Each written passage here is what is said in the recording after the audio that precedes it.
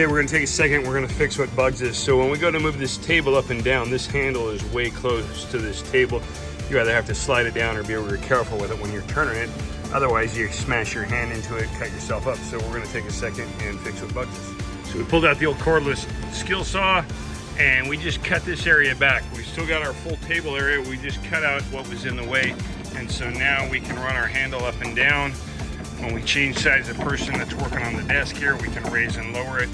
Nice and clear and easy. Simple, quick, 2-second improvement. Now we made an improvement on top of an improvement. We went to put this back on and it was sticking out here, so it was also blocking the way. So we ended up moving this box over, the screw gun holder over, and then this box over here. So now we have a nice clear area that we can raise and lower it without any issues.